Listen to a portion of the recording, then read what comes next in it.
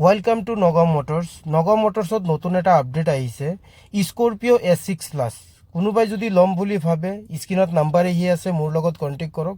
গাড়ী একদম নিউ কণ্ডিশ্যনৰ হৈ আছে। একদম কোনোবাই ল'ম বুলি যদি ভাবে, গাড়ী তেজপুৰৰ ৰেজিষ্ট্ৰেশ্যন হয়, লোকেল এৰিয়াৰ গাড়ী হয়। গাড়ী একদম টপ ক্লাছ গাড়ী হৈ আছে।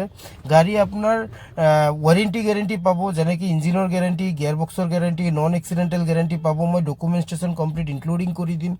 উইথ ট্ৰান্সফাৰো মই যিটো প্ৰাইচ থাকিব সেইটোৰ ভিতৰতে মই ইনক্লুডিং ট্ৰান্সফাৰ মই কৰাই দিম। মই গাড়ীখনৰ গোটেইখিনি ভিডিঅ'টো মই দেখাই দিছোঁ, চাই লওক। গাড়ীখনৰ ভিডিঅ'টো চাই লওক। গাড়ী চাৰিওফালে মই দেখাই দিছোঁ, চাওক। কোনো ধৰণৰ ডেণ্টিং, কোনো ধৰণৰ পেইণ্টিং মানে ৰাষ্টেড নাই গাড়ীখনত। গাড়ীখন কমপ্লিট শিল আছে। নন এক্সিডেণ্টেল মই ৰাইটিঙত লিখি দিম এগ্ৰিমেণ্টত। ইঞ্জিন গেৰেণ্টি আৰু গিয়াৰ বক্সৰ গেৰেণ্টি মই ৰাইটিঙত এগ্ৰিমেণ্টত মই লিখি দিম। লগতে আপুনি চাই লওক, কোনো ধৰণৰ স্ক্ৰেচেছ নাই। গাড়ীখনত অলপ বাম্পাৰে চাম্পাৰে অলপ স্ক্ৰেচেছ আছিলে, মই এইখিনি মই কালাৰ কৰাই দিলোঁ। কাৰণ আমাৰ গাড়ীবিলাকৰ কমপ্লিট গাড়ী অৰিজিনেল পেইণ্টতে থাকে, অলপ চলপ দাগি থাকে, এইটো চবেই জানে, আপোনালোক গম পায়। ছেকেণ্ড হেণ্ড গাড়ী মানে অলপ চলপ স্ক্ৰেচেছ লাগি যায়, এইখিনি মই টাচ আপ কৰিব লগা হৈছে।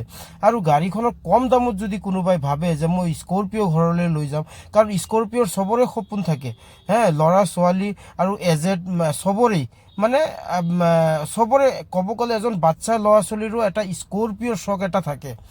তো চবৰে এটা স্কৰপিঅ'ৰ চখ এটা থাকে। মেক্সিমাম 90% মানুহে স্কৰপিঅ' মানেই আপোনাৰ SUV মানে স্কৰপিঅ'। তো গাড়ীখনৰ ইণ্টেৰিয়ৰ ভিতৰতো মই দেখাই দিছোঁ, চাই লওক। গাড়ী খুব ধুনীয়া হৈ আছে, ৱেল মেইনটেইন কাৰ হয়।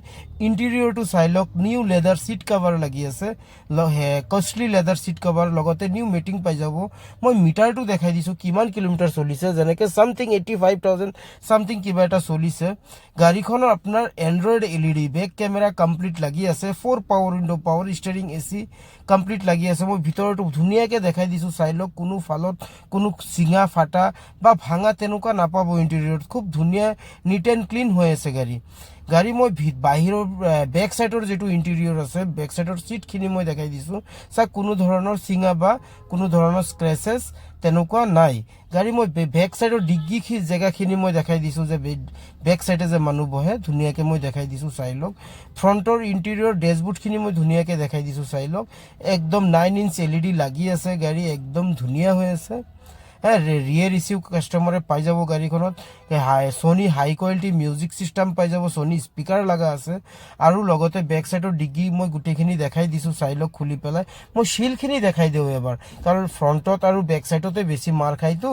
মই এইখিনি শিলটো মই দেখাই দিছোঁ, চাই লওক। চাৰিওফালে ধুনীয়াকৈ দেখাই দিছোঁ, চাওক। একদম এই যিটো কোম্পানীৰ শিল থাকে, এই শিলটো মই ভিডিঅ' কৰি আছোঁ, চাই লওক।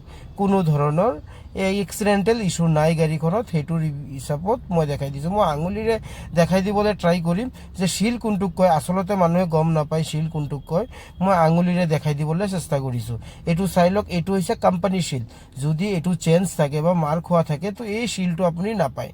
আৰু এইটো দবাই দিলে, আঙুলিৰে দবাই দিলে আপোনাৰ থাকে। আৰু লগতে স্পীকাৰ লাগি আছে, ছনীৰ স্পীকাৰ আপুনি ল'ব পাৰে। গাড়ীখনৰ ইঞ্জিনটো মই দেখাই দিছোঁ। ইঞ্জিনৰ ফ্ৰণ্টৰখিনিতো আপোনাৰ যে মাৰ খোৱা নহয় বুলিকে মই শিলখিনি দেখাই দিছোঁ, চাই লওক। একদম ধুনীয়া হৈ আছে, একদম কোম্পানী শিলত আছে গাড়ী। কোনো ধৰণৰ এক্সিডেণ্টেল নাই। বাকী এক্সিডেণ্টেল হ'লে যদি প্ৰুভ কৰি দিব পাৰে, তো আপুনি গাড়ীখন কমপ্লিট ৰিফাণ্ডেবল পাই যাব। মই ইঞ্জিনটো দেখাই দিছোঁ, চাই লওক। এই শিলখিনি, ফ্ৰণ্টৰ শিলখিনি মই দেখাই দিছোঁ, চাওক। ধুনীয়াকৈ দেখাই দিছোঁ, কোনো ধৰণৰ এক্সিডেণ্টেল ইছ্যু নাই বুলিকে মই ধুনীয়াকৈ শিলখিনি দেখাই দিছোঁ। যদি আপোনালোক ভাবিছে যে গাড়ী এখন ল'ব আৰু লগতে আপোনাৰ মেকানিক লৈ আহিব, মোৰ কোনো আপত্তি নাই। আপুনি ডিলাৰৰ মেকানিক লৈ আহক, বাহিৰৰ মেকানিক লৈ আহক, আপুনি ল'ব পাৰে। মই ইঞ্জিনটো ধুনীয়াকৈ দেখাই দিছোঁ, আপুনি চাব পাৰিছে। মই গাড়ীখন ষ্টাৰ্ট কৰি মই দেখাই দিম। গাড়ীখন ষ্টাৰ্ট কৰিছোঁ, চাই লওক। গাড়ী একদম ধুনীয়া চাউণ্ড, কোনো ধৰণৰ ব্ৰেক কম্পিটিশ্যন বা কোনো ধৰণৰ ইঞ্জিনৰ চাউণ্ড, কোনো ধৰণৰ গাড়ীখনত প্ৰব্লেম নাই। বাকী আপুনি ৱাৰেণ্টি গেৰেণ্টি মোৰ ফালৰ পৰা পাই আছে। মই চাউণ্ডটো আপুনি শুনা পাই আছে যে গাড়ীখনৰ ইঞ্জিনৰ চাউণ্ডটো কেনেকুৱা দিছে।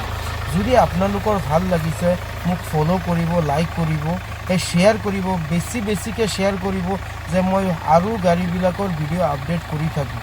Thank you so' much.